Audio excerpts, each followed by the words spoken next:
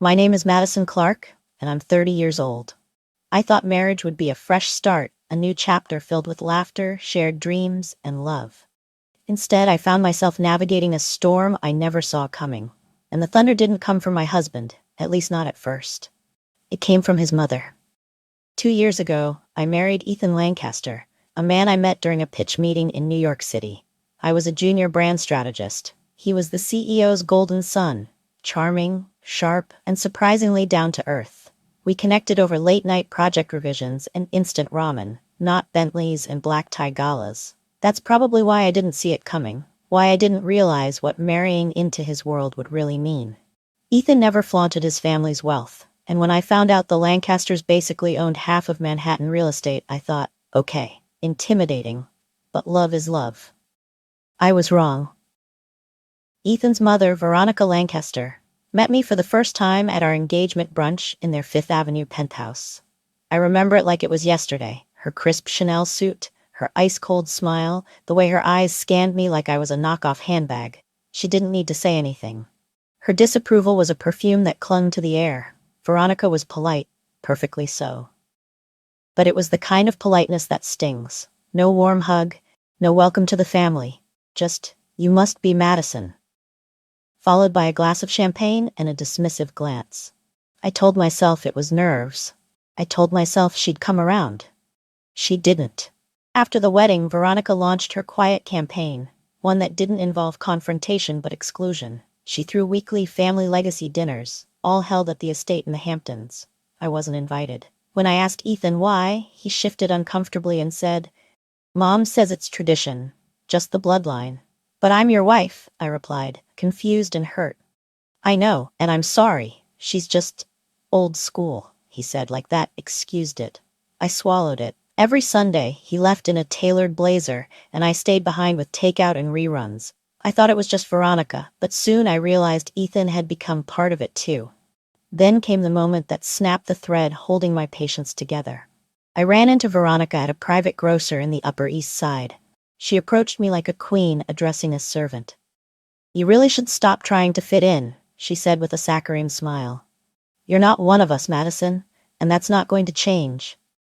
I stood frozen, clutching my shopping basket, my stomach twisted, my heart pounded, but I didn't cry. Not there, not in front of her. That night, I told Ethan everything. He sighed. "She's just being protective. It's not personal." "Not personal?" "She literally said I don't belong," I snapped. "I'm trying to keep the peace," he replied, exasperated. "And what about my peace, Ethan?" I asked. But he had no answer. Weeks passed. My relationship with Ethan became strained. He stopped noticing the pain behind my silence. And then the unthinkable happened. A friend of the family confided in me that Veronica had been introducing Ethan to suitable women at those legacy dinners. Women from wealthy families, women with status, women who belonged. I felt like I was suffocating in a life I didn't recognize. Was I just a placeholder until he picked the right wife? Did I ever really belong here? Then, the universe shifted. One Sunday evening while Ethan was away at yet another Lancaster dinner, I got a call from him.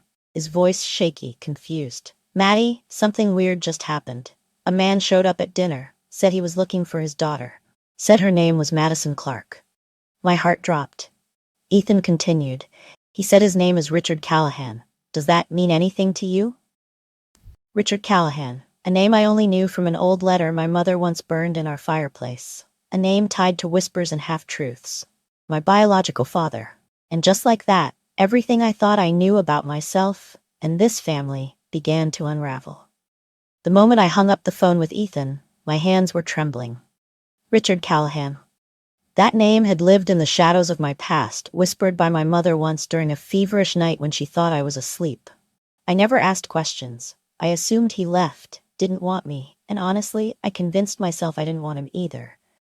But now he had walked straight into the lion's den, into Veronica Lancaster's dining room, looking for me. I didn't sleep that night. My mind raced with questions. Why now? Why there? And most of all, what did Veronica have to do with it? The next morning, just after sunrise, my doorbell rang. I peered through the peephole and saw him. Richard Callahan.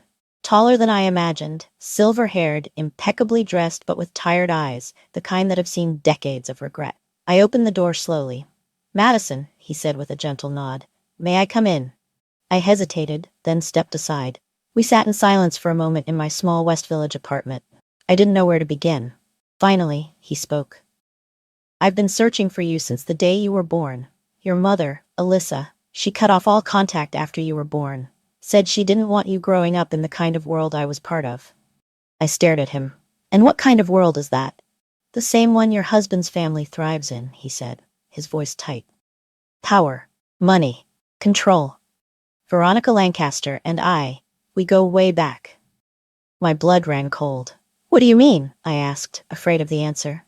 "She and I were engaged once," Richard said flatly, "decades ago. But when her father found out about me, an Irish kid from Brooklyn who built his company from scratch, he shut it down, said I'd never be good enough for a Lancaster." I stared at him, stunned. "So, she left you for someone wealthier?" He nodded. "And not long after, I met your mother. Alyssa was the opposite of Veronica, kind, grounded, real. We were happy, until Veronica found out. She made sure the past came back to haunt us. She spread lies, poisoned investors, and turned the business community against me.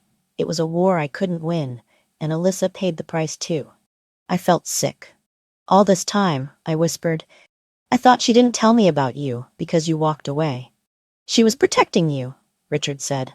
"But when I heard you had married into the Lancaster family, I knew I couldn't stay quiet. I wanted to believe him. My mother had always seemed haunted by something, by someone. Now I finally understood what it was." Richard reached into his coat and pulled out a small velvet pouch.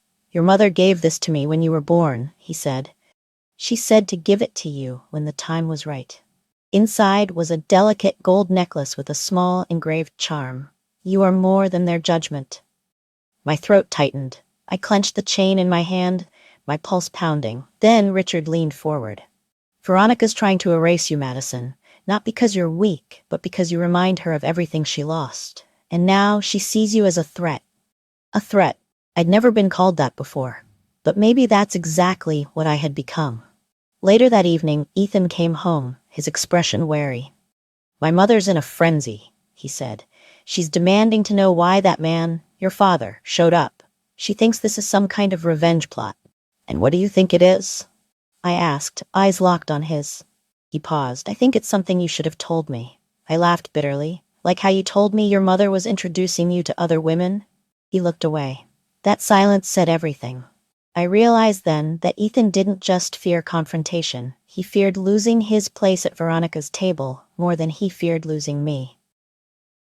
That night, Richard called again. "There's a charity gala this Friday," he said. "It's hosted by the Lancasters. I'm on the board." I froze. "You want me to show up?" "I want you to reclaim your voice." "I'll think about it," I said. But deep down, I already knew. I wasn't going to hide anymore. Not from Veronica, not from Ethan, and certainly not from who I was born to be. The night of the gala came faster than I expected. I stood in front of the mirror in a deep sapphire dress Richard had sent, a gown that hugged my body like armor. The reflection staring back at me wasn't the woman Veronica Lancaster had labeled unworthy. No, this woman was poised, determined, and finally, no longer afraid of the storm. Because she was becoming it. The gala was held at the Astoria Grand, one of the most opulent hotels in Manhattan. Inside, it looked like royalty had decided to throw a masquerade. Crystal chandeliers, champagne fountains, the buzz of old money thick in the air. As I stepped through the golden doors, everything stopped. Heads turned. Whispers started. I spotted Veronica by the stage, wearing emeralds that probably had their own security detail. Her laughter cut through the room, sharp, theatrical. But then she saw me. And just like that, the world around her cracked. Her champagne flute froze midair. She blinked once, then twice, and I swear I saw her jaw clench like stone. But I didn't flinch. Richard met me near the center of the ballroom, offering his arm with a smile that said, "Let's finish what they started." We walked together, past the icy stares, past the fake smiles. And just as the MC announced the beginning of the evening's speeches, Richard gently stepped onto the stage. "Ladies and gentlemen," he began, voice calm and commanding, "before we raise a toast tonight, I'd like to introduce someone, my daughter." Gasps, murmurs, even the orchestra stopped mid-note. My daughter, Madison Callahan. I stepped into the light. People turned in their seats. Veronica's eyes were burning holes through me, her expression somewhere between shock and horror. Ethan stood behind her, pale and stiff. I never had the privilege of raising her, Richard continued. But I'm proud of who she's become, not because of her bloodline, but because of her strength. I didn't hear the rest. My heart was thundering. But I held my head high, because this wasn't about acceptance anymore. It was about reclaiming the story they tried to rewrite.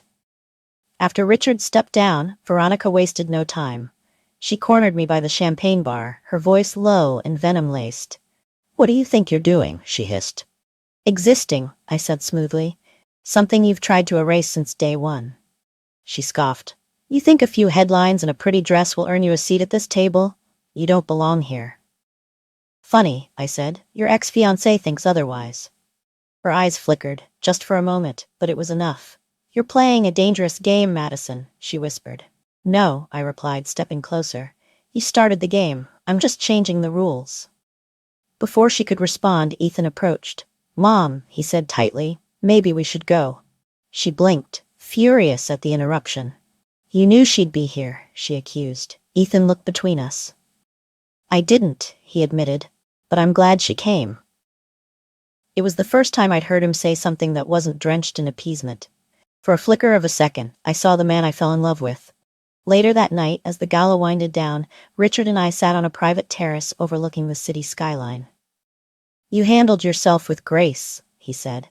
"I don't feel graceful," I replied, taking off my heels. "You don't have to. You just have to be grounded." Then he leaned in and said something I'll never forget. "Veronica's not the threat anymore, Madison. She's desperate. And desperate people make mistakes." I stared out at the city lights. I wasn't just a woman wronged anymore. I was a woman reborn. And the next chapter wasn't going to be written in silence. The gala had changed everything. After Richard Hayes publicly introduced me as his daughter, the whispers turned into headlines. "Real estate heiress, snubbed daughter of billionaire" was just one of many splashy titles floating around the next morning. Social media had erupted with speculation and judgment, but none of that mattered. What mattered was that for the first time in my life, I had a voice, and people were listening. Ethan had been calling nonstop. Messages, voicemails, even flowers left at my door. But I wasn't ready to face him. I needed time to process the chaos, to piece together what was real and what had been a carefully constructed illusion. It didn't take long for Veronica to strike back. 2 days after the gala, a handwritten envelope was slid under my apartment door. Inside was a single sheet of expensive ivory stationery with delicate gold trim. The message, written in perfect cursive, read, "We should talk. Saturday. Private dinner. Just you and me." I stared at the letter for a long time. Every instinct screamed not to go, but Richard disagreed. "You need to face her on your own terms," he said calmly over coffee that morning. "She's rattled. This isn't a power play. It's a reaction." So I agreed. Saturday night, I dressed in a simple black dress, something sleek but not too bold. I didn't want her thinking I was trying to outdo her. I just wanted her to hear me, and for once, truly see me. The Lancaster estate loomed ahead like a cold monument to wealth. The gates opened slowly as I pulled up, revealing the same manicured hedges and polished stone that had once made me feel like an outsider. This time, though, I walked in with my head high. Veronica was already seated in the dining room, sipping a glass of white wine as if this was just another Saturday night. The table was set for two. No servants. No Ethan. "Madison," she said, not rising. "You look poised." "Thanks," I replied. "I guess money runs in the family." Her eyes narrowed, but she didn't take the bait. Instead, she gestured to the chair across from her. "Sit. Let's not make this theatrical." I took my seat, noting the stillness in the air. It wasn't welcoming. It was tense, calculated, the way it always was when Veronica wanted to regain control. "I assume Richard filled your head with stories," she began. "He told me the truth," I replied, my voice steady. "His truth." She corrected, setting her glass down with a sharp click. "Don't be so naive, Madison. Men like him rewrite the past to make themselves heroes. And women like you rewrite the present to protect their egos," I shot back. "You excluded me from this family before you ever knew who I was. Don't act like this is just about him." Her expression didn't change. "You don't understand the pressure of legacy. The Lancaster name means nothing without integrity. I interrupted. I tried. For 2 years, I tried to earn your respect, and now I know why I never got it. I reminded you of a life you gave up. That struck a nerve. Her jaw tensed. You know nothing about the choices I had to make. Maybe not, but I know this. Your son is a grown man who watched his wife be humiliated and did nothing. And you? You cultivated that cruelty like it was a family heirloom. The silence stretched. Veronica picked up her napkin, dabbing at her lips as if the conversation had been about the weather. You think you're winning something here? A title? A place at the table? You're a temporary distraction. My son will come to his senses, and when he does, he'll see you for what you are. I leaned in. I already see you for what you are. That's the difference. Veronica's composure cracked just slightly. A flicker of uncertainty crossed her features, but she recovered quickly. You're making a mistake, she said coldly. You'll regret aligning yourself with Richard. He plays the long game, Madison, and he always wins. I'm not here to play games. I'm here to live a life that isn't dictated by people like you. I stood, pushing my chair back slowly. This dinner is over. As I turned to leave, she said one last thing. Don't expect Ethan to follow you out that door. I paused but didn't turn around. He already closed the door on me the moment he chose silence. I walked out, heart pounding, not from fear, but from relief. Facing Veronica didn't erase the pain she caused, but it reminded me that I was stronger than her manipulation. I had inherited more from Richard than money. I had inherited resilience. Outside, the night air felt clean, crisp, free. The next day, I finally met with Ethan. He came to my apartment with that familiar, unsure smile, the one he always used when he didn't know how to fix things. I'm sorry, he said softly. I should have stood up for you. You didn't, I replied. Not once. He nodded, shame flickering in his eyes. I was scared of losing her approval, of losing everything I thought mattered. And now? I realized what I lost was you. It would have been easy to fall back into his arms, to pretend that love could fix what neglect had broken. But I couldn't. Ethan, I said quietly, love isn't supposed to make you feel small. It's supposed to stand up for you when you can't stand on your own. You let me down. He didn't argue. He didn't beg. He just nodded again. I understand. He turned and walked away. And I let him. Because letting go of people who never valued you isn't weakness. It's survival. The day after Ethan walked out of my apartment, the silence settled like dust. Not heavy, not suffocating, just final. I didn't cry, I didn't scream. I made tea, opened the window, and let the breeze remind me of who I was before I ever stepped into the Lancaster estate. The woman I had fought to become was still here, maybe bruised, maybe tired, but not broken. That morning, my phone buzzed with a call from Richard. You okay? He asked gently. I think so, I replied. There was a pause. I have something for you, he said. Something I've been holding on to. We agreed to meet at his penthouse downtown, far from the marble halls and judgmental glares of the Lancaster mansion. When I arrived, he was already seated at a long oak desk, a worn leather box in front of him. I found this in your mother's things, he said, sliding it toward me. She asked me to keep it safe for you. Told me you'd need it someday. My breath hitched as I opened the lid. Inside were letters, dozens of them, handwritten in my mother's delicate script. Each one dated, sealed, and labeled with moments from my childhood. First steps, first day of school, heartbreaks, milestones. And tucked beneath them all was a photograph. My mother and Richard, standing in front of a modest little house, holding me as a baby. They looked so happy, so young, so in love. She wanted you to know that even when I was far away, I was never truly gone, Richard said softly. I watched you grow up from the shadows. I just couldn't protect you the way I wanted to. Tears welled up, uninvited. You should have come sooner. I know, he whispered, but I'm here now, and I will never let anyone erase you again. It was the closure I didn't realize I needed. That night, I sat by the window in my apartment and read letter after letter, my mother's voice echoing in my mind. Each word stitched together the gaps in my story. She had never wanted me to feel abandoned. She had shielded me the only way she knew how, by keeping me away from the world that had once tried to destroy her. And now, I understood why Eleanor hated me so much. I wasn't just a reminder of the man she once loved. I was the legacy of the woman she could never compete with. The next morning, I woke up to chaos. News broke that several key investors in the Lancaster Group had quietly pulled out of their projects, some citing unprofessional family politics, others refusing to comment altogether. But I knew exactly what had happened. Richard had drawn a line in the sand. And Eleanor? She was finally losing control. By noon, my inbox was flooded with reporters requesting statements. I ignored them all. I wasn't interested in turning my life into a media circus. But then came the email that stopped me cold. It was from a woman named Lauren Bishop, a prominent attorney specializing in business equity disputes and wrongful exclusion from family-owned enterprises. I represent several clients with cases strikingly similar to yours, the message read. Your story is powerful, and if you're willing, we'd like to speak with you about a potential class action claim involving abuse of power and systemic gender bias within legacy corporations. I stared at the screen. Was this what it meant to step into your power? To turn pain into precedent? I didn't reply right away. I wasn't sure I was ready to become the face of something so big, but I did forward the email to Richard. His reply came within minutes.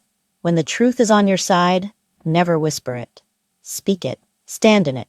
Let me know how I can help.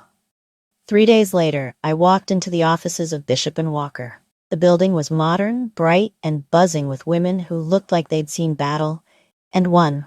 Lauren greeted me with a firm handshake and a knowing smile. You've got fire, she said. That scares people like Eleanor Lancaster.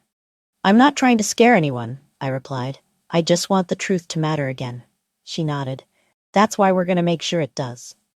Over the next few weeks, we built a case, not against Eleanor alone, but against the pattern she represented.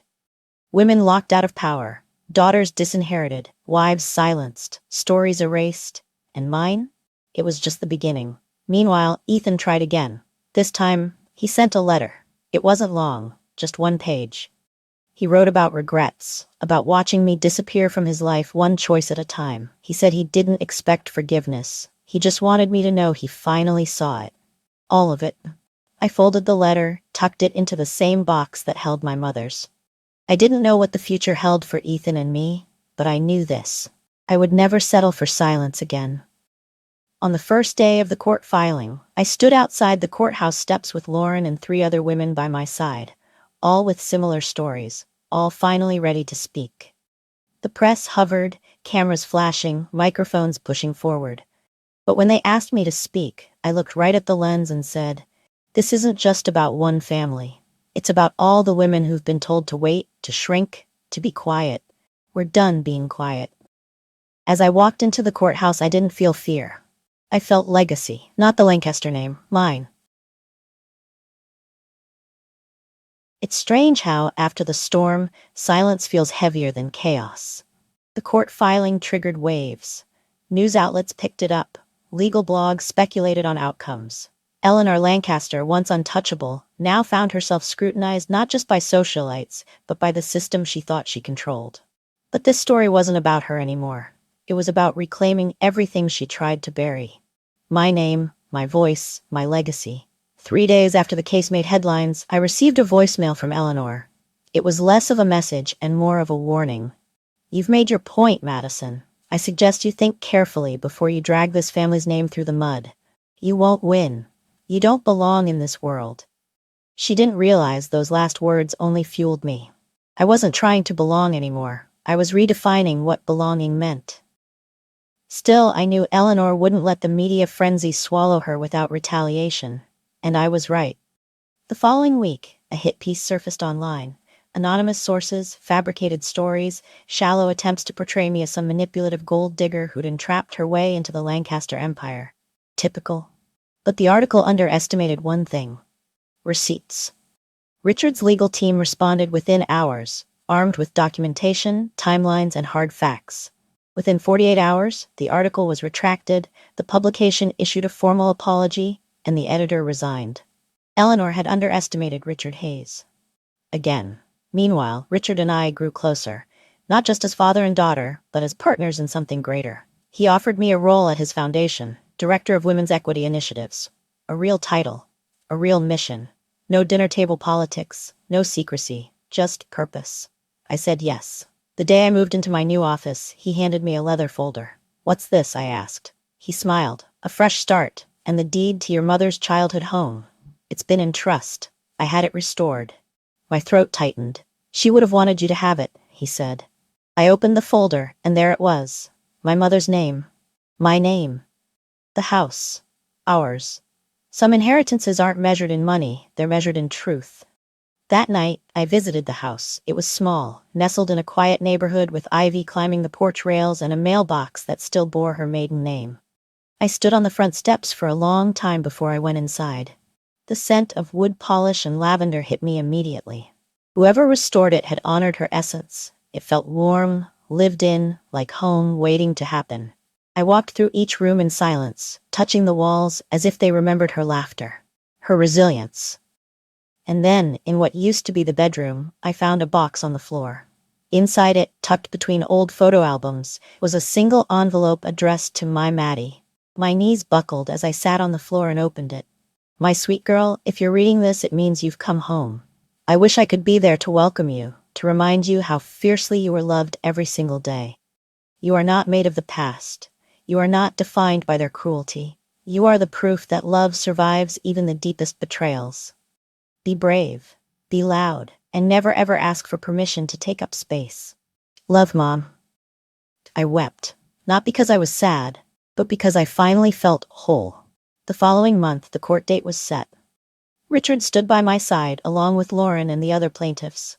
The courtroom was filled with more than lawyers and reporters. It was filled with women who had come to watch, support, and reclaim their own stories through ours. Eleanor entered the room last. Her presence didn't carry weight anymore. It carried pity. Even her most loyal allies sat on the sidelines, watching her empire crumble in real time. The proceedings were deliberate and brutal. Evidence after evidence, statement after statement. Every email, every whisper, every exclusion she orchestrated was exposed under oath. Richard's testimony was clear and uncompromising. I regret staying silent as long as I did, he said. But I won't regret standing up now. Eleanor didn't speak much. Her lawyer did most of the flailing. But by the end, it didn't matter. The judge ruled in our favor. The class action suit would proceed. The Lancaster family would face public legal and financial consequences for decades of systemic exclusion. Outside the courthouse, a reporter asked me, "How does it feel to win?" I paused. "This isn't about winning," I said. "This is about being heard." That night, I returned to my mother's house. My house. I sat on the porch with a glass of wine and stared at the stars. For the first time, they didn't feel so far away. A car pulled up quietly. It was Ethan. I stood. He didn't get out right away. When he did, he looked different, not broken, just real. "I don't expect you to forgive me," he said. "But I needed to see you one last time." I nodded. He stepped closer, pulled something from his pocket. It was a small ring box. "I kept this," he said, opening it to reveal the original engagement ring. "Not because I hoped, but because I knew someday you'd deserve to choose, not be chosen." I didn't take the ring, but I did take his hand just for a moment. "Thank you," I said. "But I've already chosen me." He smiled sadly, nodded, and walked away. That was the closure I needed. Not dramatic, just honest. A year later, I stood at a podium at a women's equity conference, speaking to a room full of leaders, activists, and survivors. "My name is Madison Callahan," I began. "I was once erased, but I wrote myself back in." The room rose in applause, and in that moment, I didn't feel like a daughter rejected by a family or a woman wronged by her marriage. I felt like a story rewritten by its rightful author. Me.